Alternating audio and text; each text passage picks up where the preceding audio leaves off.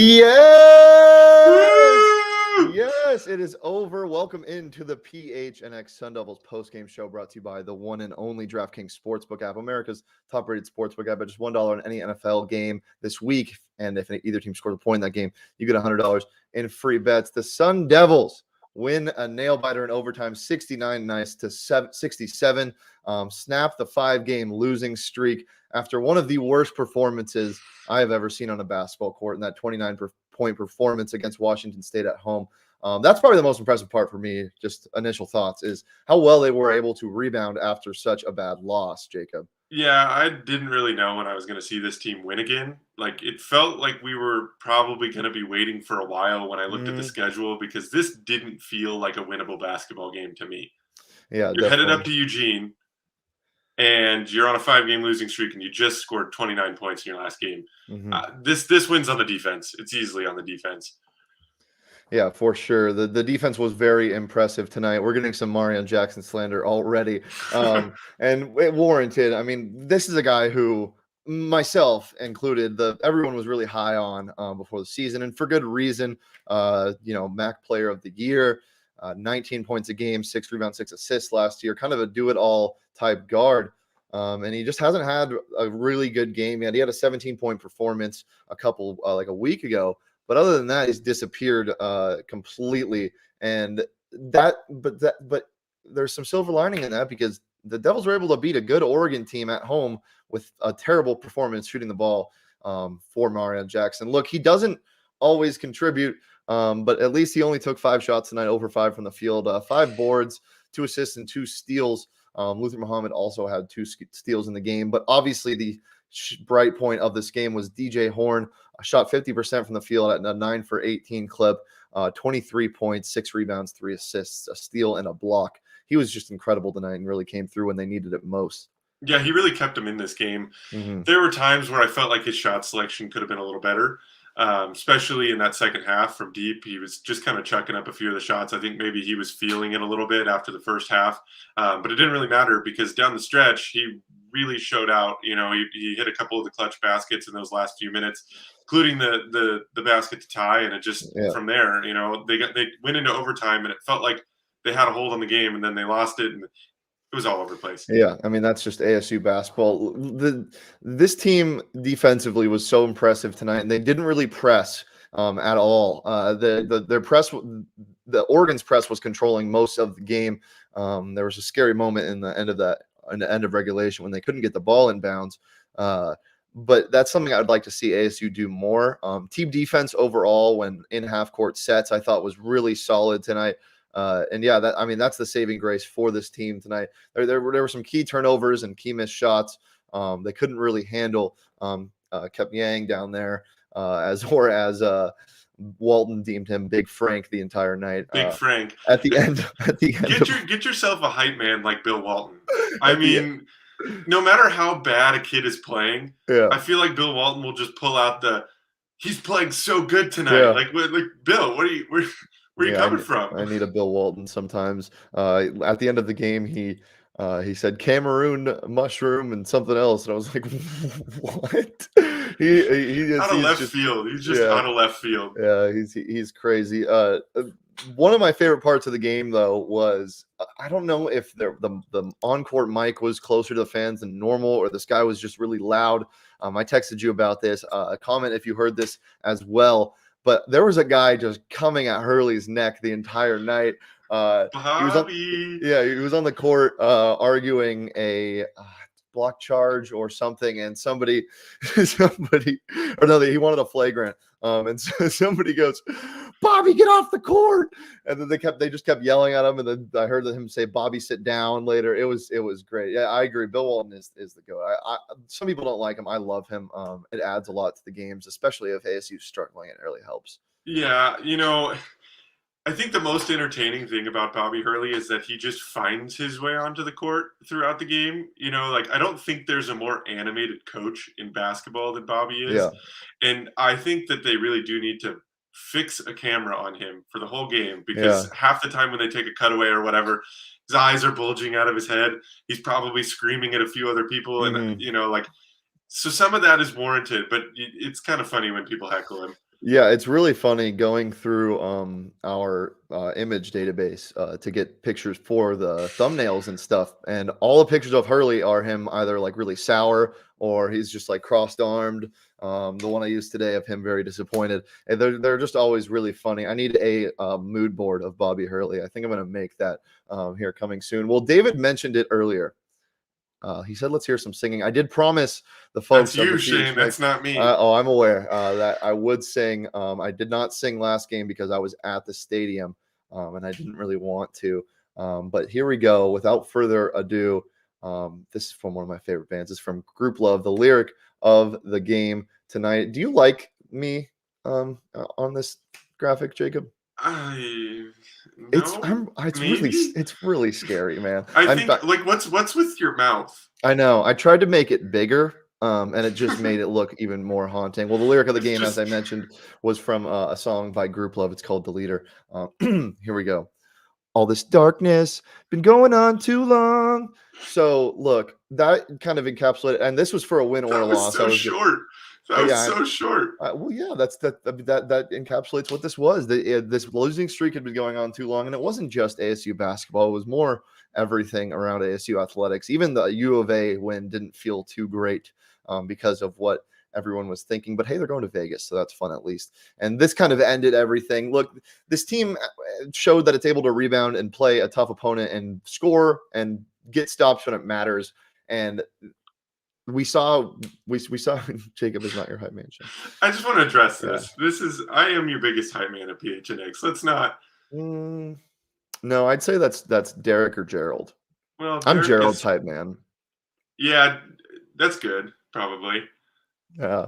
Somebody needs to be everybody's hype man. Yeah. Well, people David enjoyed it. I shouldn't say people. Oh, Sydney enjoyed it as well. It was really short. I think you left the people wanting more. I can sing. I can put a full length singing video on our Instagram one day, maybe. Lyric of the game, brilliant. Shane, you're so clever. I'm clever. So Petey's acting like this is a new thing. This just shows that he doesn't watch my show. Petey, I do this after every post game show. Petey. Come on, Petey of PHNX Coyotes. Hopefully they will have more losses. Everybody wants more. Yeah, I know. I mean, how can you not? Look, let's break down some team stats for tonight. Overall field goal percentage for the Sun Devils was 46%. Shot the ball so much better than last game. They shot the ball really well from deep, 38%. They were 8 for 21. They were able to hold Oregon to only 18% from the 3-point line. Rebounds were about even, 35 and 36.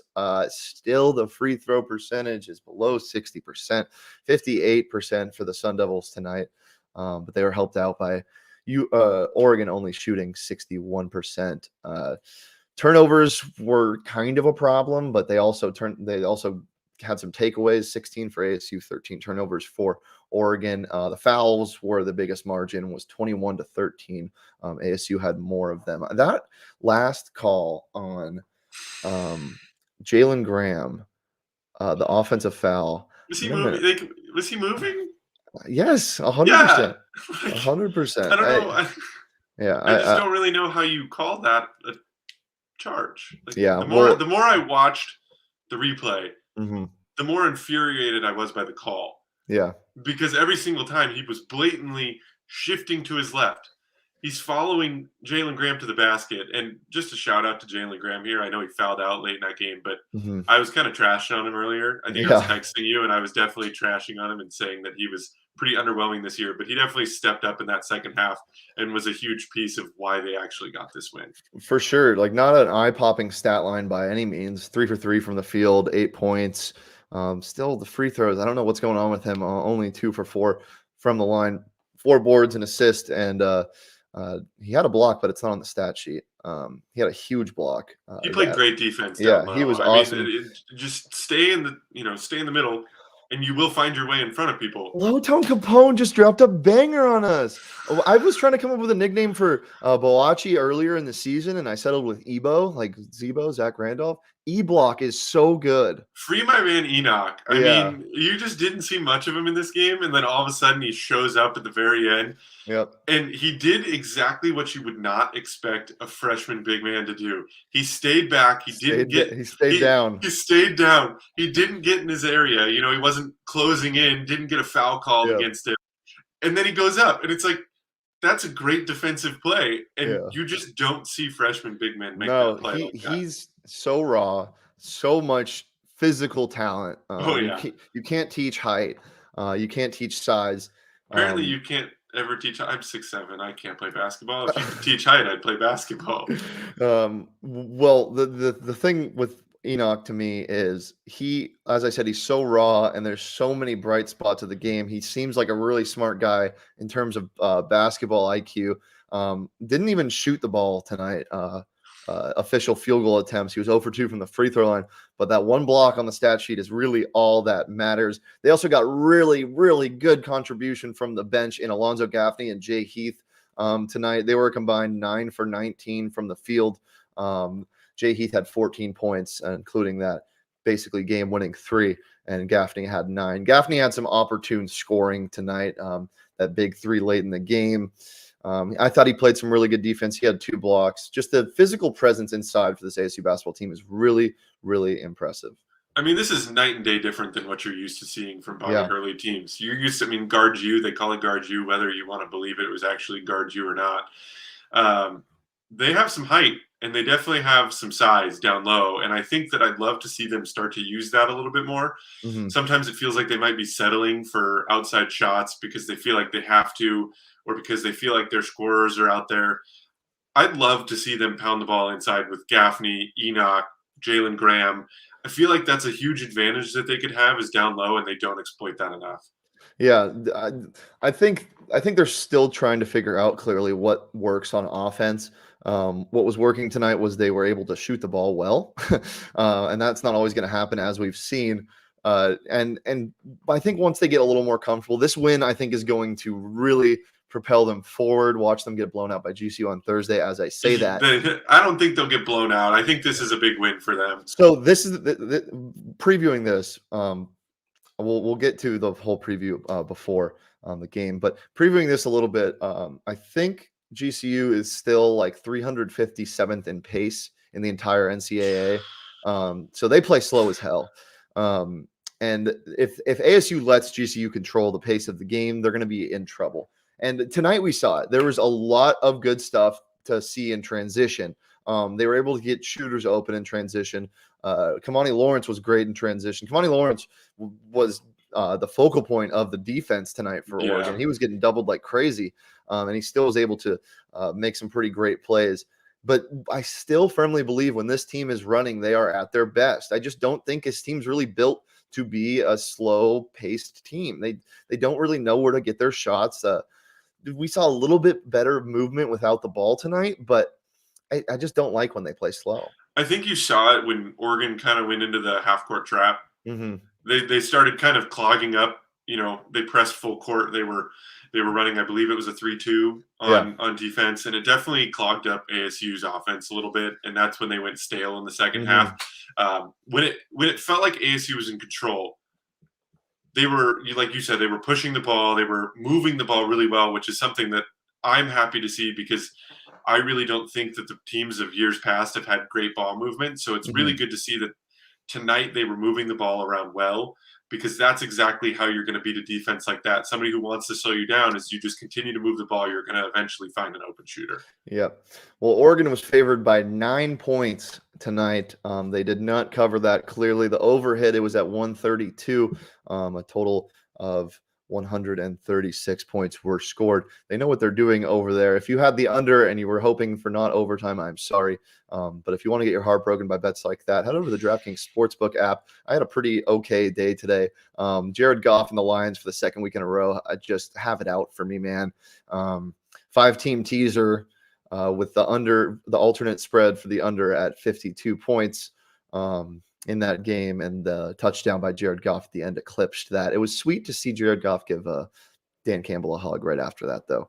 I felt like this we talked about it this week. This slate of games for football was so bad. It was so bizarre. It was so bad.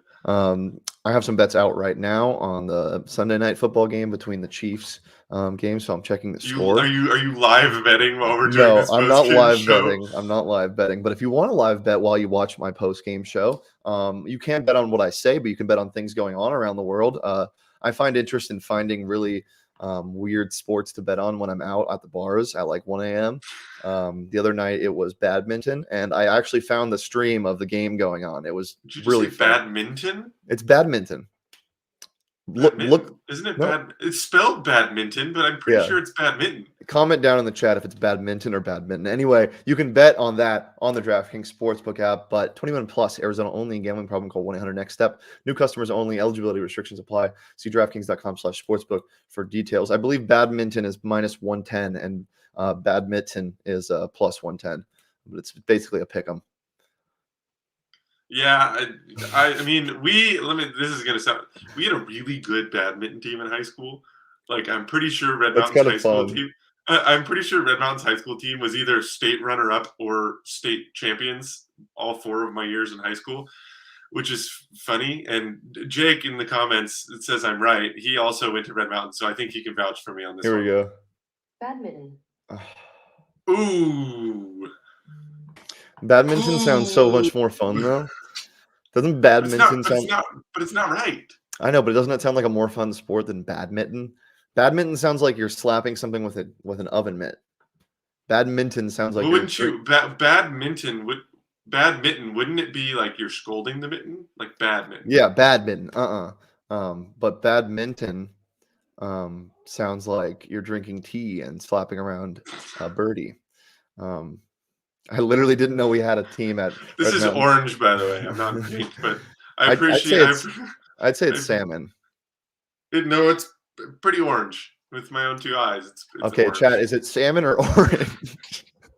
Let's get back to the game and previewing everything. As we said, ASU wins this game in overtime with some huge contributions from Jay Heath and DJ Horn. They snapped that 5-game losing streak, and they are getting ready for GCU at home on Thursday. Are you worried? I mean, the only reason that I'm worried about this game is because if ASU loses, I will not hear the end of it. Like, my wife is a GCU alumni, and she will never let me live it down if they lose. Yeah, it's pretty salmon. Salmon for sure. Peach. It's not orange. I can tell you It that is much. orange. I promise you it's orange. It's orange. That just made it more salmon. It's orange. I'm pretty sure it's orange. I'm gonna get you color swatches for Christmas, Jacob. I mean, I could probably use those. I'm not colorblind, but I could probably use. My style is, my style. Yeah, it's very dad. It's very dad. Well, yeah. So that game tips off at 7:30. I really, really hope DFA can get more packed than it was for the Washington State game. But I'm also glad it wasn't packed for the Washington State game because people were being really mean. There was a lot of boos and warranted. Was one of the ugliest things I'd ever laid my eyes on. Outside of my face without a mustache. Guys, you don't want to see that, I promise. I'm never shaving this thing. You should shave it. I actually really do want to see that. I know it makes you, but it's my brand. You can make something else your brand. No, I can't. I don't have a personality. How about what are they, leopard print shoes? What print shoes were you wearing to our Friendsgiving? You wore blue. You wore a blue shirt and blue pants, right? Different shades, but yes. Yes, and then leopard print shoes. Cheetah print, but yes. Cheetah print. That could be your brand. If ASU wins the Pac-12, I will shave. 100%. Me and Espo actually have a bet on the Atlanta Hawks over/under win total. I think it's somewhere around 50 or something. And I took the over, and he took the under. If the under hits, he has to grow a mustache. If the over hits, if the over hits, he has to grow a mustache. If the under hits, I have to shave my mustache. So we can have 2 bets out. I will. If they win the Pac-12, I will. Well, hold on. No. You already said you would shave it if they won the Pac-12. You can't go back. I think no, I actually don't think. Yeah, if they win the Pac-12, I was gonna say I think that they actually have a legitimate shot at winning the tournament, but I don't because I forgot U of A is in the conference. U of A has scored 80 points in all of their games. Yeah, I mean, Mike Luke might hate me for saying this, but U of A outside of their last 3 games, Wichita State, Michigan, Yeah. and I think they just played. Was it where did they play today? Oregon State. Yeah. Yes, it was Oregon State. Their schedule was cake. Like Yeah. it was. Yeah, but they looked really good. They do look really good, and I'm not taking that away from them. But I'm saying like And that play. Michigan team was real. That Michigan team is a real team. Yeah, no, I agree. I just think this is one of the best teams in college basketball right now. And as I was saying on our show yesterday, yesterday, no, 2 days ago. Oh my God, It's Sunday, Shane. I'll see you tomorrow in the office. This week has been a mess. As I said on our show on Friday, which if you haven't watched that was one of my favorite shows I've ever done. Me and Michaela Perkins had a lot of fun on that show. She started crying from laughter. So if you want to watch that, head over to the PHNX Sports YouTube channel or listen on audio. It's on there. But you should watch it because it doesn't really make sense in There's audio. a great Freaky Friday graphic. Yeah, like, it is really good. But as I said, or on the show on Friday, I'm not super worried about this team's win-loss right now. I'm not super worried about upcoming games because they might lose. I'm really worried about a meme coming out of the ASU U of A matchup, similar to 70-7. Look, this team could get the absolute shit beat out of them on January 8th. I really don't know. They're going to get demolished. Yeah. We just have to accept it, I think. Mm-hmm. Yeah, I don't want to go into the. What would you put the spread if it was on the DraftKings Sportsbook app right now? 24.5. That's a good number. I feel like that's a really solid number. I'd probably bet if they you play a couple of them. If they play defense like they did tonight, who knows? Oregon's not a bad team. Yeah. Jen Altman's not a bad coach. Yeah, and I mean, this team was good. Like Will Richardson, flamethrower offensively. They have some big guys that were mixing it up down low. Big Frank, as Bill called him, was really good tonight for Oregon. But ASU answered every call made at them. They really responded well to runs, which is something that speaks volumes about this team.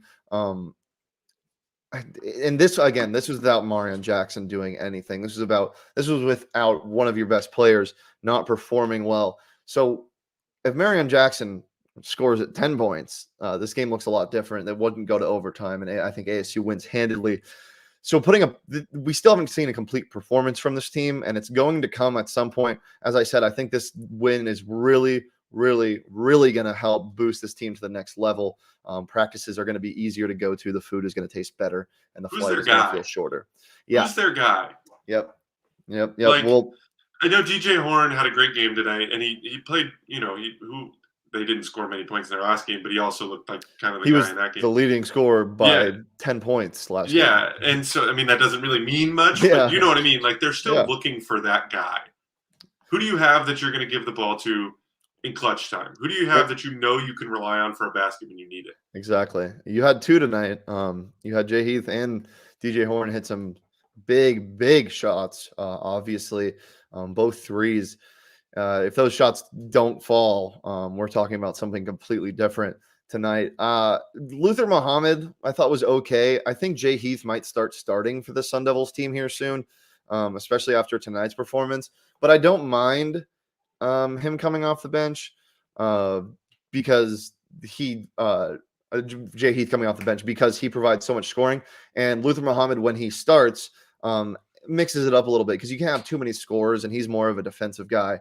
I don't really mind the starting lineup as where it is right now, but I definitely want to see some minutes moved around a little bit. I like when they put Gaffney, Jalen Graham, or Boachi in at the same time. Two of those three. Yeah. It adds a lot because you have shooters up the wazoo. Well, Gaffney can stretch the floor too. He can sling it from outside as well. So I really like him inserted into that lineup.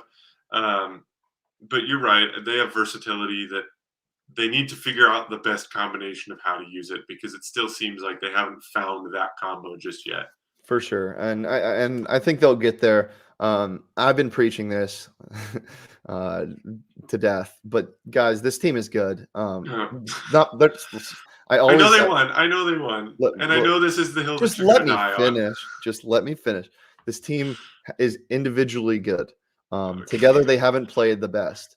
However, I think it's really coming together. And Andrew Graham says teams that come off a big win, their next game they tend to slack off.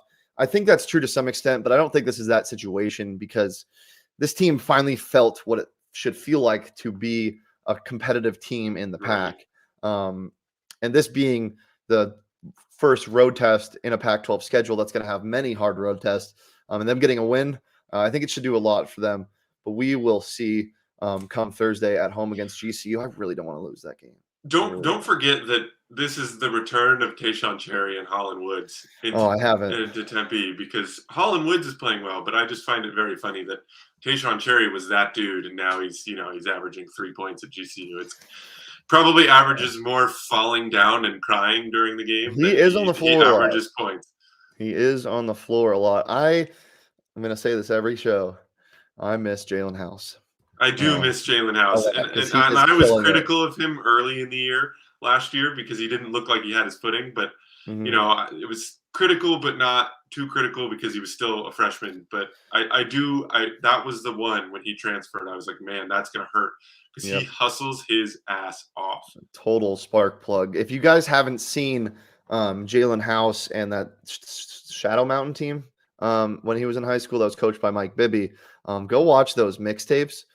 They're incredible. That team would pick you up 95 feet the entire game. Jalen House had multiple games with 10 plus steals. It was so fun. So if you haven't watched any of those highlights, you have to. Why is PD trying to transition me into an ad raid right now? PHNXlocker.com. New t-shirt just dropped. Cool shirts. Southwest Bias. You can get a shirt like this.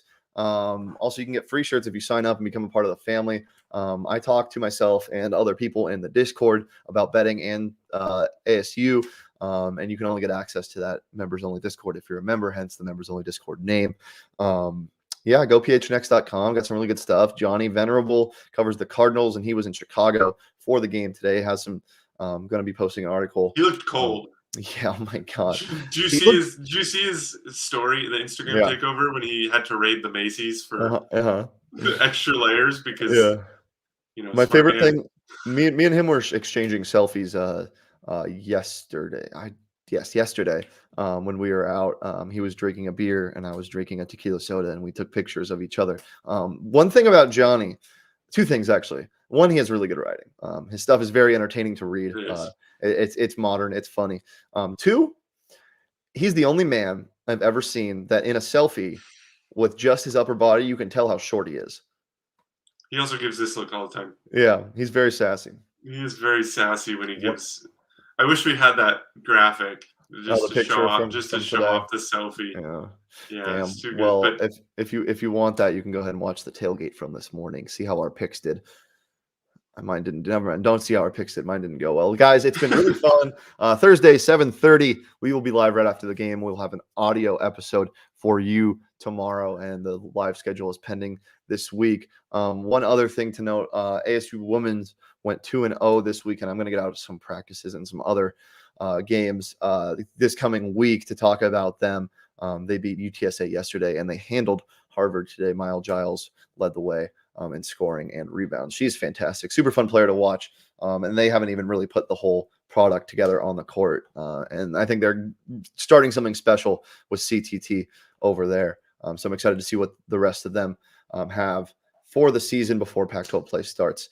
As I said, 7:30 Thursday, GCU, big game. Please go to the game and get loud. The GCU fans are mean. Crazy. And they're crazy. I'm going to start the jokes right now. It sucks that the game is at 7:30 because they will have to leave at halftime to make their curfew. You can follow me at Shane D. You can follow Jacob at Jacob Franklin 4 on Twitter. Jacob underscore. Don't forget the underscore. There's an underscore there. Okay. I'm so sorry. You can follow the PHNX Sun Devils show at PHNX_Sun Devils on Twitter. Follow PHNX_sports across all social media, including YouTube. If you're watching this live right now or a replay, hello, future person. And also leave a like and subscribe. Turn your notifications on. If you're listening on audio, leave a nice review. Leave a comment about my hair. I've been asking for the last week, and nobody's left a comment about my hair on our Apple Podcasts or Spotify. So if you haven't done that yet, please do. I need compliments to keep going. Jacob, any closing thoughts before we get out of here? 1-1 in Pac-12 play, Shane. Yes, sir. That's all that matters. They're 1-1 in Pac-12 play. The 3-6 might not look good, but you're 1-1 in Pac-12 play. Anything can happen. Yep, 3-6 and just getting better. Appreciate you guys listening and tuning in as always, and we'll be back for an audio episode tomorrow. Peace.